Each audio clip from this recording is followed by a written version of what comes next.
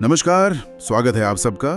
आज हम एक ऐसे विषय की गहराई में उतर रहे हैं जिस पर अक्सर बातें होती हैं, कभी कभी बहस भी छिड़ जाती है। विषय है बुद्धि का आकलन, और खास तौर पर जिसे हम सब IQ या इंटेलिजेंस क्वोशिएंट टेस्ट के नाम से जानते हैं। और इस चर्चा के लिए हमारे पास कुछ एकेडमिक रिसर्च मटेरियल है, खास तौर पर MPC 12 ब्लॉक 3 यूनिट 1 नाम के दस्तावेज से हम कुछ अहम बातें लेंगे। देखिए, हमारा मकसद सिर्फ ये जानना नहीं है कि ये टेस्ट क्या है, बल्कि हम ये समझने की कोशिश करेंगे कि ये कैसे बने, इनका इतिहास क्या है, आज कौन से मुख्य टेस्ट इस्तेमाल होते हैं, जैसे वेशलर और स्टैनफोर्ड बिनेट का नाम आपने सुना होगा, उनकी बनावट कैसी है, और सबसे ज़रूरी उनसे जुड़े सवाल क्या हैं, विवाद क्या हैं। कोशिश यही रहेगी कि समझें कि ये काम कैसे करते हैं, और हाँ, इनका सही या शायद गलत इस्तेमाल कैसे हो सकता है। तो चलिए कहानी की शुरुआत से शुरू करते हैं। ये बुद्धि को नापने का जो आइडिया है, ये आया कहाँ से? हाँ, तो इसकी शुरुआत होती है 19वीं सदी के आखिर में। इंग्लैंड में सर फ्रांसिस गैल्टन थे। करीब 1883 की बात है ये। गैल्टन का मानना था, उनका एक आइडिया था कि जो लोग सबसे ज्यादा इंटेलिजेंट होते हैं ना, उनकी इंद्रियां, मतलब देखने, सुनने, महसूस करने की क्षमता, वो सबसे तेज होती है। अच्छा, ये तो बड़ा दिलचस्प विचार है। हाँ, विचार तो दिलचस्प था, तो उन्होंने परीक्षण भी ऐसे ही बनाए जो आपकी sensory abilities, motor skills, reaction time, इन सब पर आधारित थे। तो क्या ये तरीका काम आया, मतलब बुद्धि नापने में? असल में नहीं। बाद में ये साफ हो गया कि ये तरीके बुद्धि जैसी जटिल चीज को मापने के लिए उतने सही या वैलिड नहीं थे। और यहीं पर कहानी में एंट्री होती है फ्रांस के एल्फ्रेड बिने की। साल था 1905। अल्फ्रेड बिने, हाँ, इनका नाम तो सुना है। हाँ, तो पेरिस में जो शिक्षा मंत्रालय था, वो चाहता था कि मानसिक रूप से जो कमजोर बच्चे हैं, उनकी पहचान हो सके, ताकि उन्हें सही तरह की शिक्षा दी जा सके।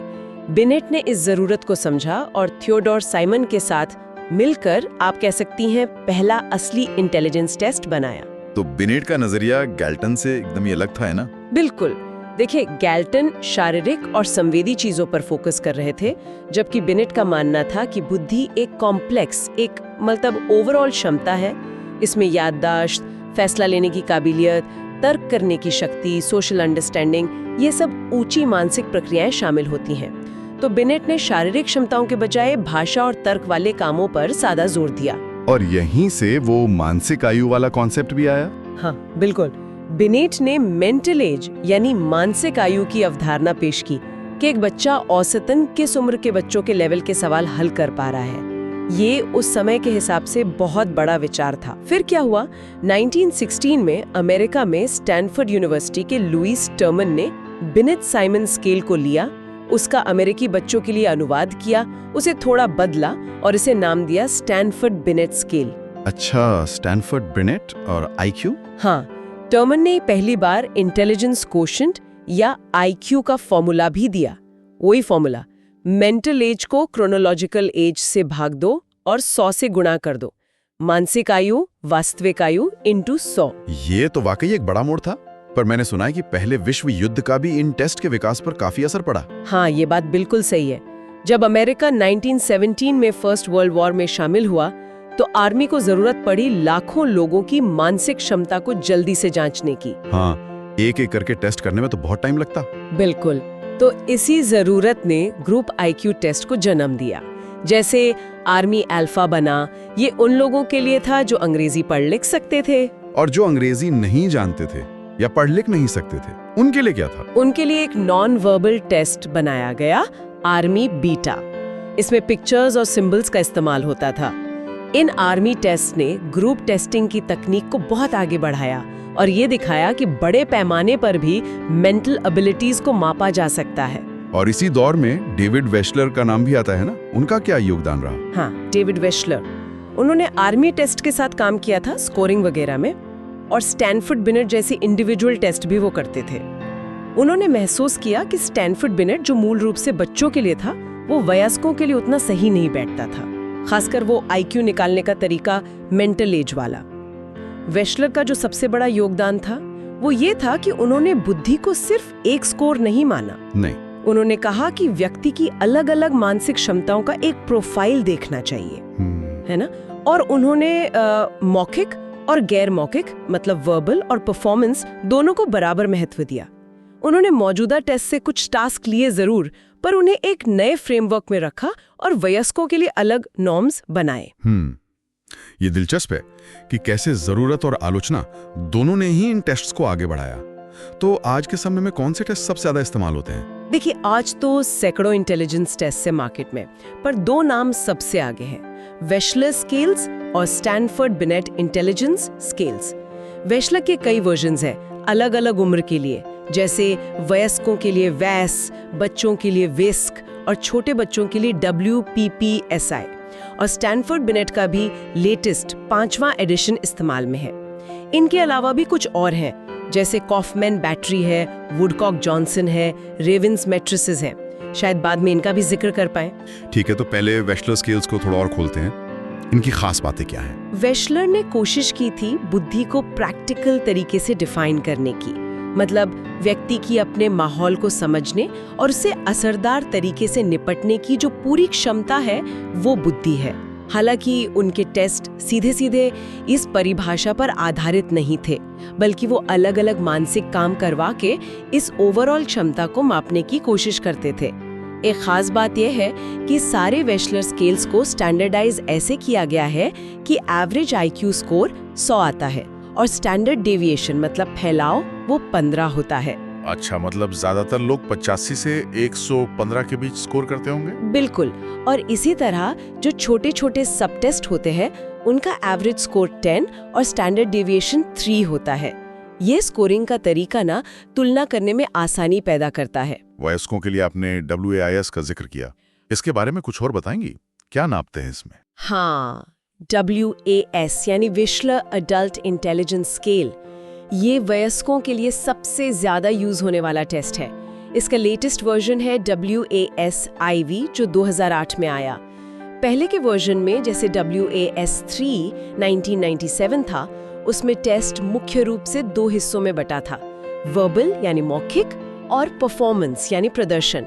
वर्बल में भाषा, ज्ञान, तर्क से जुड़े काम होते थे, जैसे वोकैब्युलरी है, सिमिलैरिटीज बताना है, अरिथमेटिक की प्रॉब्लम है, जनरल नॉलेज है। और परफॉर्मेंस वाले हिस्से में विजुअल रीजनिंग, प्रॉब्लम सॉल्विंग वगैरह होता था, जैसे block design, matrix reasoning, picture completion, digit symbol coding. इनसे वर्बल IQ, परफॉर्मेंस IQ और एक टोटल IQ जिसे फुल स्केल IQ कहते हैं वो मिलता था। और WAS-IV जो लेटेस्ट, उसमें क्या बदला? पूरी कहानी नहीं कहता। तो WAS-IV में इन 2 स्केल्स को हटा के 4 मेन इंडेक्स स्कोर लाए गए। ये है पहला वर्बल कॉम्प्रिहेंशन इंडेक्स VCI, मतलब शाब्दिक जानकारी को समझना और इस्तेमाल करना। दूसरा परसेप्चुअल रीजनिंग इंडेक्स PRI, देखकर तर्क करना, विजुअल इंफॉर्मेशन समझना, स्थानिक समस्याएं हल करना। तीसरा वर्किंग मेमोरी इंडेक्स WMI, जानकारी को थोड़ी देर दिमाग में रखकर उस पर काम करने की क्षमता। और चौथा प्रोसेसिंग स्पीड इंडेक्स PSI, जानकारी को तेजी और सही ढंग से प्रोसेस करने की क्षमता। ये तो बुद्धि को समझने का ज्यादा डिटेल तरीका लग रहा है। हाँ, ये बदलाव अहम है क्योंकि ये दिखाता है कि एक्सपर्ट्स अब बुद्धि को दिमाग की अलग-अलग पर आपस में जुड़ी हुई क्षमताओं के एक ग्रुप के तौर पर देख रहे हैं।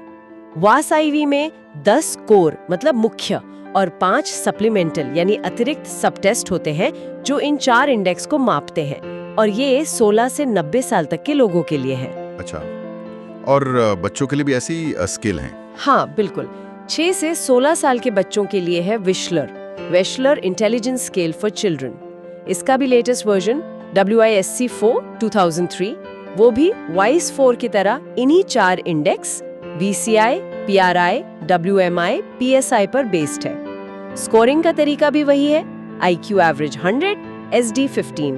इसे बहुत रिलायबल और वैलिड टेस्ट माना जाता है।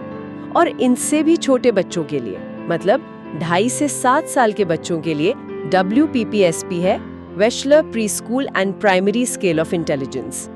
इसका लेटेस्ट वर्जन WPPS-3 2002 है। इसमें भी इसी तरह के स्कोर मिलते हैं। ठीक है, ये वेशलर स्केल्स का एक अच्छा ओवरव्यू था। अब आते हैं स्टैनफोर्ड बिनेट पर। ये वेशलर से कैसे अलग है और इसकी क्या खासियतें हैं? स्टैनफोर्ड बिनेट, जैसा हमने पहले बात की थी, ये बिनेट के ओरिजिनल काम से निकला है और इंटेलिजेंस टेस्टिंग की हिस्ट्री में एक मील का पत्थर है। ये खासकर बच्चों और यंग एडल्ट्स की इंटेलिजेंस नापने में बहुत प्रभावशाली रहा है। इसका जो 5वां एडिशन है, SB5, जो 2003 में आया, वो इंटेलिजेंस की एक मॉडर्न मल्टी फैक्टर थ्योरी पर आधारित है। ये थ्योरी वर्नन, कैटल, स्टर्नबर्ग जैसे बड़े रिसर्चर्स के विचारों को मिलाती है। अच्छा, तो ये क्या मापता है? कौन से फैक्टर्स? SB5 5 मुख्य कॉग्निटिव फैक्टर्स को मापता है। पहला, फ्लूइड रीजनिंग, नई प्रॉब्लम सॉल्व करने की क्षमता, लॉजिक लगाना। दूसरा, नॉलेज, जो सीखा हुआ ज्ञान है, वोकैब्युलरी वगैरह। तीसरा, क्वांटिटेटिव रीजनिंग, नंबर्स के साथ तर्क करना। चौथा, विजुअल स्पेशल प्रोसेसिंग, देखकर चीजों को समझना, स्पेस में रिलेशन जानना। और 5वां, वर्किंग मेमोरी, जानकारी को याद रखना और उस पर काम करना। एक खास बात यह है कि इन 5 फैक्टर्स को वर्बल और नॉन वर्बल दोनों तरह के टास्क से मापा जाता है, ताकि एबिलिटीज का एक बैलेंस्ड असेसमेंट हो सके। आपने पहले बिनेट के टेस्ट के एडेप्टिव होने की बात कही थी, क्या SB5 भी वैसा ही है? हाँ, ये स्टैनफोर्ड बिनेट की एक पारंपरिक खूबी रही है। एडेप्टिव टेस्टिंग का मतलब है कि टेस्टर जो है वो व्यक्ति के जवाबों के हिसाब से सवालों का मुश्किल लेवल बदलता जाता है। अगर कोई आसान सवालों का सही जवाब दे रहा है तो उसे थोड़े मुश्किल सवाल दिए जाते हैं, अगर वो गलती करता है तो आसान सवाल। SB5 में क्या होता है, शुरू में 2 रूटिंग सब टेस्ट दिए जाते हैं, एक वर्बल वोकैबुलरी और एक नॉन वर्बल मैट्रिसेस। इनसे व्यक्ति की क्षमता का अंदाजा लग जाता है और फिर उसी लेवल से बाकी टेस्ट शुरू होता है। इससे टाइम भी बचता है और व्यक्ति फ्रस्ट्रेट भी नहीं होता। एक और इम्पोर्टेंट बात, SB5 ने भी अब वेशलर की तरह ही स्कोरिंग स्केल अपना लिया है। एवरेज 100, SD15, इससे दोनों बड़े टेस्ट के रिजल्ट्स को कंपेयर करना आसान हो गया है। तो वेशलर और स्टैनफोर्ड बिनेट, ये 2 सबसे स्थापित और व्यापक तरीके हैं बुद्धि मापने के। लेकिन क्या इनके अलावा भी महत्वपूर्ण नजरिए या सिद्धांत हैं जिन पर आधारित टेस्ट इस्तेमाल होते हैं? आपने कुछ और नाम लिए थे पहले। हाँ, हालांकि वेशलर और स्टैनफोर्ड बिनेट सबसे पॉपुलर हैं, कुछ और टेस्ट भी हैं जो अलग-अलग थ्योरेटिकल अप्रोच पर बेस्ड हैं और खास मकसदों के लिए उपयोगी हो सकते हैं। सबको डिटेल में बताने की बजाय मैं कुछ मुख्य आइडियाज का जिक्र करूंगी जिन पर ये बेस्ड है। एक है फ्लूइड बनाम क्रिस्टलाइज्ड इंटेलिजेंस, GFGC का सिद्धांत। कुछ टेस्ट जैसे वुडकॉक जॉनसन WJ3 और Kaufman adult intelligence test KIAT, ये हॉर्न और कैटल की इस थ्योरी पर बने हैं। फ्लूइड और क्रिस्टलाइज्ड, ये क्या है? हाँ, फ्लूइड इंटेलिजेंस होती है नई प्रॉब्लम सॉल्व करने की, तर्क करने की क्षमता, जो अनुभव पर कम डिपेंड करती है।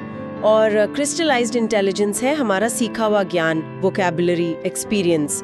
तो ये टेस्ट इन दोनों तरह की क्षमताओं को अलग-अलग मापते हैं। फिर कुछ टेस्ट हैं जो कल्चर के असर को कम करने की कोशिश करते हैं। रेवन्स प्रोग्रेसिव मैट्रिसेस इसका एक फेमस उदाहरण है। ये नॉन वर्बल है, इसमें पैटर्न समझने होते हैं। अच्छा, मतलब भाषा या कल्चर का कम असर पड़े। हाँ, ऐसा माना जाता है। फिर कुछ मॉडर्न टेस्ट हैं जो खास कॉग्निटिव प्रोसेस पर फोकस करते हैं, जैसे Kauffman assessment battery for children KBCI है। वो न्यूरोसाइकोलॉजी और कॉग्निटिव साइकोलॉजी के प्रिंसिपल्स को मिलाती है। और सीक्वेंशियल प्रोसेसिंग, चीज़ों को क्रम में प्रोसेस करना, और सिमल्टेनियस प्रोसेसिंग, जानकारी को एक साथ समझना, जैसी एबिलिटीज को मापती है। इसी तरह कॉग्निटिव असेसमेंट सिस्टम CAS है, वो दास नागलियारी के PASS मॉडल पर बना है। प्लानिंग, अटेंशन, सिमल्टेनियस और सक्सेसिव प्रोसेसिंग। और कुछ टेस्ट इक्लेक्टिक अप्रोच अपनाते हैं, जैसे डिफरेंशियल एबिलिटी स्केल्स DAS। वो किसी एक थ्योरी पर नहीं टिकते, बल्कि अलग-अलग स्रोतों से असरदार टास्क चुनकर और स्टैटिस्टिकल एनालिसिस के आधार पर बनाए जाते हैं। ये जानना दिलचस्प है कि बुद्धि को मापने के इतने अलग-अलग सैद्धांतिक आधार भी हैं। अब उन सवालों पर आते हैं जो अक्सर इन टेस्ट को लेकर उठते हैं, और ये वाकई में बहुत अहम सवाल है। एक आम धारणा है कि IQ जन्म से मिलता है। क्या ये सच है? देखिए, ये एक बहुत ही पेचीदा सवाल है और इसका जवाब सीधा हाँ या ना में देना मुश्किल है। जेनेटिक्स मतलब आनुवंशिकता, उसका रोल तो होता है निश्चित रूप से।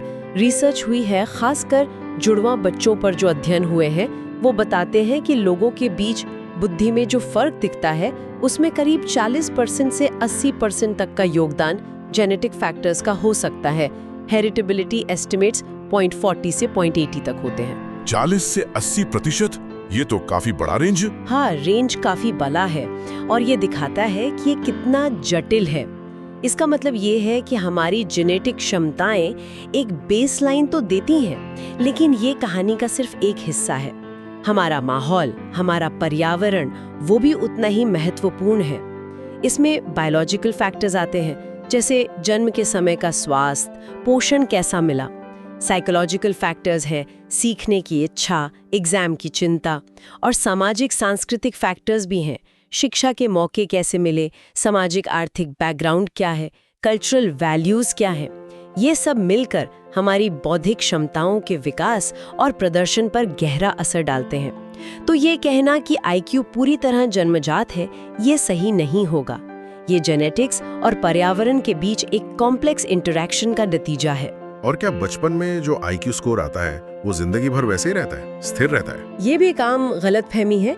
आईक्यू स्कोर कोई पत्थर की लकीर नहीं है। ये किसी खास टाइम पर व्यक्ति के कॉग्निटिव फंक्शनिंग का एक माप है और ये समय के साथ बदल सकता है।